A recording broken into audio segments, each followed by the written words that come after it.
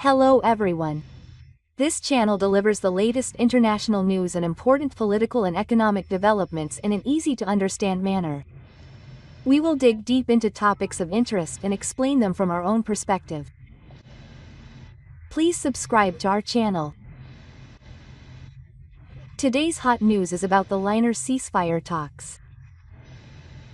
Will the peace and strife actually come to fruition, or will sanctions await? Let's move on to today's news. Ukraine line talks. Trump is suspicious that Putin is stalling for time. Additional sanctions are being prepared. The Trump administration in the United States seems to be deeply dissatisfied with Russia's response to the low-line talks on the Ukrainian conflict, which it considers to be stalling for time. On the 1st, the U.S. news agency News reported that the Trump administration is preparing additional sanctions after the Russian government rejected the currently proposed plan.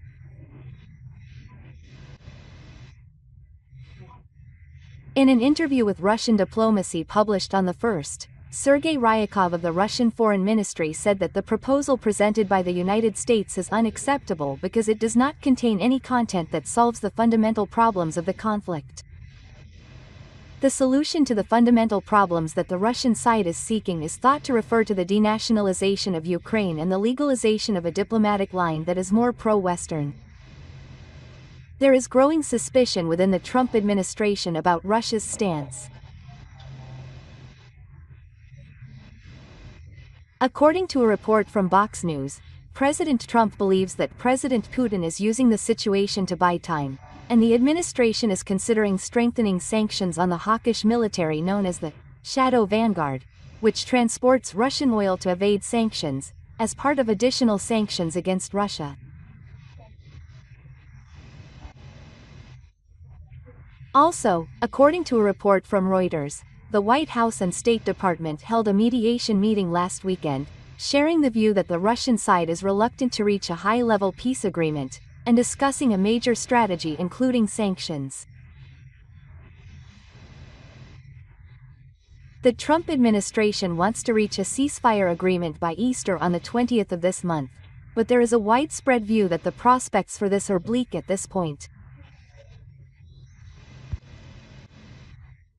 Meanwhile, according to reports from the USCN and other sources, Kirill Dmitriev, president of the Russian Investment Fund, who is close to President Putin, is scheduled to visit Washington this week. He is scheduled to meet with Stephen Witkoff, the U.S.'s Middle East liaison officer, and it is believed that the aim is to find a compromise to advance the war negotiations. The U.S. government has reportedly temporarily lifted sanctions and issued a visa so that Dmitriev can enter the U.S. Negotiations between the U.S. and Russia have been difficult in the past, but the current situation is particularly tense. The Trump administration plans to impose even tougher sanctions depending on Russia's response, and the impact could extend to international markets. In particular, in the energy market, there is growing concern that restrictions on the distribution of Russian crude oil will lead to an increase in global oil prices. European countries are also watching the move with a critical eye and are carefully analyzing the impact of additional sanctions. In addition, Ukraine is suffering from the worsening exhaustion caused by the prolonged war. Many citizens are struggling to make ends meet due to the destruction of infrastructure and economic stagnation, and the government is seeking further support from the international community. In particular, how military support from the United States and Europe will change in the future is expected to have a major impact on the election. In this situation, the question is how the international community will respond. International organizations such as the United Nations, the European Union, and the EU continue to make diplomatic efforts to promote progress in low-war negotiations, but there is a large gap between the claims of both Russia and Ukraine, and negotiations remain. Future progress in the competition will be closely watched, but it is unclear whether an agreement to end the Ukrainian war will be reached in the time frame. Putin's spring regular conscription, 160,000 people were called up for the first time in 14 years. Russian President Vladimir Putin signed a presidential order on spring regular conscription on the 1st, deciding to conscript 160,000 new soldiers between the ages of 18 and 30. This will be the largest number of conscriptions since 2011. President Putin has long been aiming to expand the size of the Russian military, and has indicated his intention to increase the total number to nearly 2.39 million and the number of active duty soldiers to 1.5 million. It is expected that the number of soldiers will increase by about 180,000 over the next 3 years. Regular conscription is carried out in Russia every spring from April to July and in the fall, and those who are conscripted will be required to serve for 1 year. Vladimir Putin of the General Directorate of Party Affairs explained that the conscripts will not be deployed to special military operations in Ukraine. However, there have been reports of conscripted soldiers being sent to the battlefield and dying in combat with Ukraine in the past. It has been confirmed that many conscripts were sent to Ukraine, especially in the early stages of the war. This conscription was carried out as the United States was trying to mediate low-level negotiations between Ukraine and Russia. Meanwhile, fighting in Ukraine continues, and according to the Ukrainian government, a Russian attack damaged power facilities in Kherson in the south, leaving 45,000 people without power. Russia has rejected the US's proposal to mediate, but said it has agreed to stop attacks on Ukrainian energy facilities. However, the Russian government claims that Ukraine continues to carry out drone attacks and has not made any progress toward a ceasefire, and that it is Ukraine that is burying the agreement on infrastructure attacks. Russia is currently revising its conscription system, and last year it raised the upper age limit for conscription from 27 to 30. This expanded the range of young people eligible for conscription. The method of conscription notices has also been changed, and in addition to the traditional mail, notices are now sent via a government online portal. It has been reported that conscription notices have already been sent in Moscow via the city's official website. There is also a growing movement to avoid conscription. In particular, more and more people are using private alternative services, but human rights lawyer Damafi Baskin points out that all current long-term soldiers are selected by lottery, and the government is looking for new ways to replenish the army. In addition to the long soldiers, Russia is also increasing the number of contract soldiers. In addition, some reports say that Russia is also recruiting soldiers from North Korea. The reality is that the Russian government is rushing to secure troops because the damage from the war in Ukraine is humanitarian. According to an analysis by the BBC and the Russian independent media, Mediazo, more than 100,000 Russian soldiers have died in fighting in Ukraine. It has been pointed out that the actual number of deaths may be much higher than this. President Putin has increased the number of Russian troops 3 times since the start of the invasion of Ukraine in February 2022. In December 2023, he decided to increase the total number of troops, citing the prolonged Ukrainian war and the growing threat from the eastward expansion of the island as the background. In fact, Finland and Sweden decided to join the UN in response to Russia's invasion of Ukraine. In particular, Finland has the longest border with Russia at 1,343 kilometers, the longest among Canadians, and security concerns are increasing. Finnish Prime Minister Petteri Orpo announced on the 1st that he intends to cooperate with several countries bordering Russia and withdraw from the Small Finnish Territories Peace Treaty, which prohibits the production and use of anti-personnel stockpiles. Poland, the Baltic states, Estonia, Latvia, and Lithuania made a similar decision about 2 weeks ago. Prime Minister Olpo explained that the decision to resume the use of anti-personnel stockpiles was made based on the advice of the military, and that the Finnish people need not be anxious.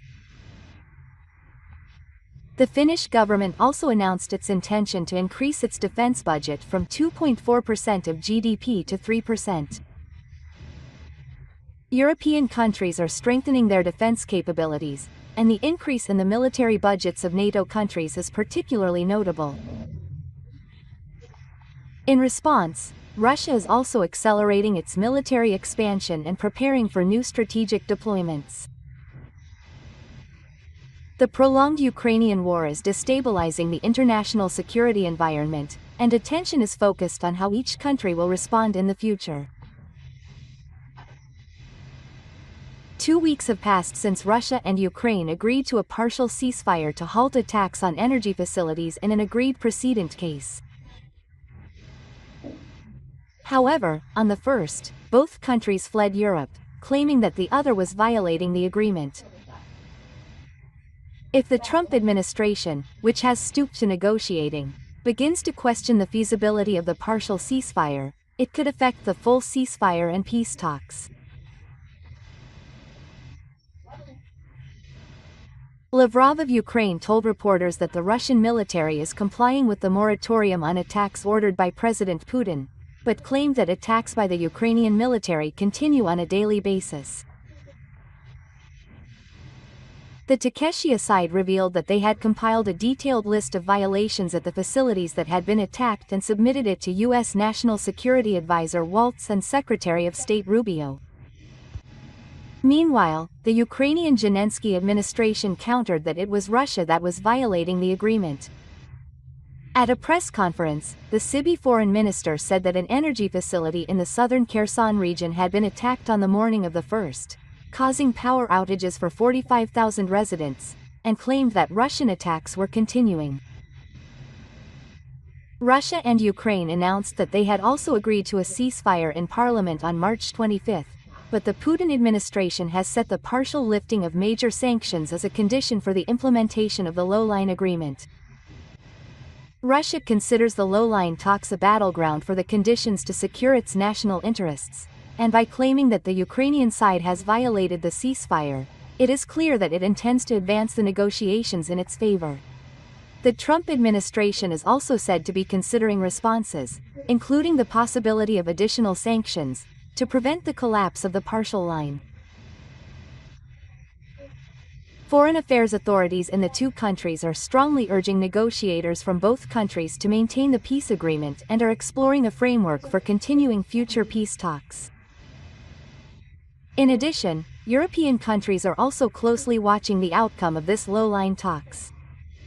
In particular, Germany and France have expressed concern about the impact if the low-line framework collapses, while expressing their intention to continue supporting Ukraine.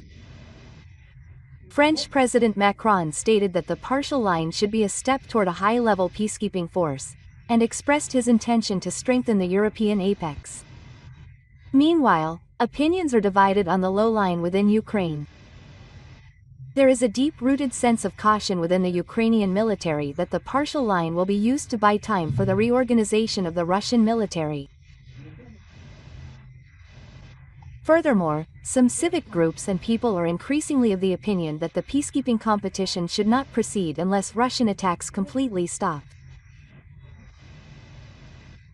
Thus, the situation surrounding the partial ceasefire is complicated, and depending on future developments, it could have a major impact on the response of the United States, Europe, and even China and Middle Eastern countries. The Trump administration announced that it will hold additional consultations with Russia and Ukraine as early as next week, and adjustments are expected to continue to be made to maintain the agreement and advance peace. 160,000 conscripts in the city, the largest conscription in recent years, is being carried out in the Russian military. As the war in Ukraine reaches a critical stage, President Putin plans to push ahead with the expansion of the Russian military. Defense forces are being carried out. As the war in Ukraine reaches a critical stage, President Putin plans to push ahead with the expansion of the Russian military. Putin recently signed a presidential decree approving the latest stage of the twice-yearly conscription. The conscription period for many men began on the 1st of this month and will run until July 15. According to the Russian state-run Takfuri news agency, 60,000 men aged 30 are scheduled to join the Russian military, 10,000 more than last spring's conscription, an increase of more than 15,000 from last year. These measures to strengthen the military are not new, and according to reports, the Russian military is trying to expand its military strength. As of 3 years ago, the total strength of the Russian military was about 1 million, but now it is about 1.5 million. However, the strengthening of the military coincides with a critical period in the war with Ukraine by Russia. While the United States is trying to mediate the conflict, Russia is pushing back Ukrainian forces in the western Kursk region with the support of North Korean soldiers, and is making steady advances on the ground in the eastern part of Ukraine. Russian law prohibits the sending of conscripted soldiers to the front line without proper training. The official position is that soldiers will not be sent to Ukraine, but there have been reports of conscripts being sent to the Ukrainian front line after signing a contract after being recruited or trained. In addition, when Ukraine invaded Kursk region in August last year, conscripts came under attack. In the Donetsk region of Ukraine, necessary attacks by Russian forces have continued in recent weeks, and air attacks on Ukrainian cities are being carried out even as talks with the U.S. empire continue. According to a first-class U.S. official and 2 sources familiar with the situation on the ground, Russian negotiator Kirill Dmitriev is expected to visit Washington this week to meet with his Chinese counterpart. The 2 countries are expected to discuss strengthening Belarusian ties in an effort to end the Ukrainian war. This will be the first time that Russia has officially visited Washington for talks since Russia's 2022 invasion of Ukraine. U.S.-Belarus relations have improved significantly since Trump returned to the presidency in January 2025, and this move could be seen as a move to further improve relations. There have also been reports of conscripts being sent to the Ukrainian front line as a result of signing contracts. In addition, when Ukraine suddenly advanced into Kursk Oblast last August, small National Guards came under attack. In Pokrovsk, Ukraine's Dodecanyz Oblast, Russian military attacks have continued in recent weeks, and air attacks on Ukrainian cities are being carried out even as the U.S. continues to fight. Meanwhile, U.S. officials and 2 sources familiar with the situation say that Kirill Dmitriev, Russia's main negotiator, is visiting Washington this week to meet with his Chinese counterpart. The 2 countries are expected to cooperate on strengthening the Persian Gulf relationship in an effort to end the Ukrainian war. This will be the first time that Russia has officially visited Washington to hold talks since Russia's invasion of Ukraine in 2022. Since Trump returned to the White House in January 2025, U.S.-Russia relations have improved, and this move could be seen as a move to further improve the situation. The Russian introduction, which is too close to the end, is approaching the American sky. A video of a tense moment taken from the air has gone viral. About a week after the first video, which was buzzing around a week ago, a new video posted on SNS captured the tense approach of the Russian introduction aircraft at a distance. A video of a Russian introduction aircraft and the American aircraft carrier USS Carl Vinson flying at a distance in the Western Pacific has been posted on SNS and has become a hot topic. This video, which is a follow-up to the video posted on March 24, was taken from the air. A video of the VS flying at a distance has been posted on SNS and has become a hot topic. This video, which is the second following the video posted on March 24, was taken from the air. A video showing a Russian aircraft flying under the watch of a U.S. fighter jet has sparked a debate among aviation fans. The U.S. Navy's Petroleum Force commented that it was a safe and professional encounter.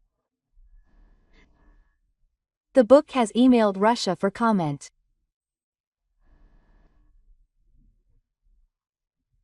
The aircraft carrier Carl Vinson, which has 5 sons, is one of the 11 super-powered nuclear submarines the U.S. Navy owns and carries about 90 fighter jets, including the Navy's most advanced LEV-35C. The first video was posted on March 24 by the Instagram account R1Dub1RIS. A Russian aircraft carrier, the Illinois 3800, flies low over the Carl Vinson. There are F-35Cs and A-18s flying alongside the 38. On March 29, the same account posted another video. This one shows an F-35 escorting the carrier from the left side of the Il-3800 and passing over the airport's 1,092 feet long length. The company also posted a message that was likely sent by a friend who is on the carrier. We had been through some pretty impressive Russian military equipment, so it makes sense that they would approach us. Of course, we had a good idea of what was going on. According to the RNCID's explanation attached to the previous video, the encounter took place a few miles from the Russian mainland, and the Russians had been buzzing around us for a week. The video, which showed the planes flying low while being watched by fighter jets, sparked controversy among aviation enthusiasts. The fleet said it was a safe and professional encounter. The city has emailed the Russian Ministry of Defense for comment. The San Diego-based aircraft carrier Carl Vinson is equipped with 90 fighter jets, including the F-35C Lightning II, the most capable of the 11 superclass carriers in the U.S. military fleet.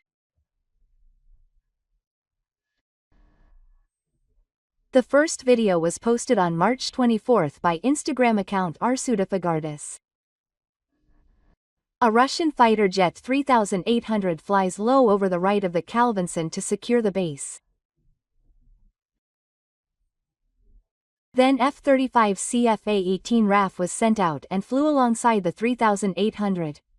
On March 29, the same account posted another video. This one shows an F-35 escorting the Il-3800's left cross-country carrier, 192 feet long, passing over the airspace above the Il-3800's left cross-country carrier, and the account also posted a message that appeared to have been shared by a friend on the carrier. We were flying pretty close to Russia, so it makes sense that they would send reconnaissance planes close by. Of course, we were well escorted. According to the RYNSBS explanation attached to the last refrigerated shipment, the encounter occurred just a few miles from the Russian mainland, and Russian forces had been buzzing around us all week. Also of interest is the aircraft carrier deployed in the Sea of Japan on the 2nd. According to an announcement by the 7th Fleet, the first aircraft carrier to be pulled by the Carl Vinson took part in the annual U.S. Joint Military Defense Exercise on March 13 as part of the Freedom Shield FIDOM SAD. The USS Carl Vinson arrived in Guam on March 24 and is being redeployed to the Middle East amid ongoing U.S. airstrikes against the Yemeni windmill faction. A spokesman for the Lingyang Fleet told the Navy on the 21st that during its Western deployment, the Carl aircraft carrier conducted safe operations, strengthened joint operations and cooperation with allied partners, and demonstrated the military's combat power and flexibility in the region. The Navy appears to be deploying 1G to the aircraft carrier in place of the Carl Vinson. It is highly likely that this will be the last deployment for the USS Carl Vinson, which was deployed 10 years ago. It is not yet clear whether it will encounter Russian air power when deployed to the Sea of Japan. The USS Carl Vinson, which participated in a joint US-US military exercise, arrived in Guam on March 24 and is being redeployed to the Middle East amid ongoing US airstrikes against the Yemeni windmill faction. A spokesman for the U.S. Pacific Fleet said on the 24th that during its Western deployment, the USS Carl Vinson conducted safe operations, strengthened joint operations and cooperation with allies and Dartner, and demonstrated the Navy's combat power and flexibility in the region. The U.S. Navy is set to deploy 3 USS NIMITGs to the Pacific Ocean to replace the Carl Vinson. These will likely be the last deployments for the ship that was deployed 50 years ago.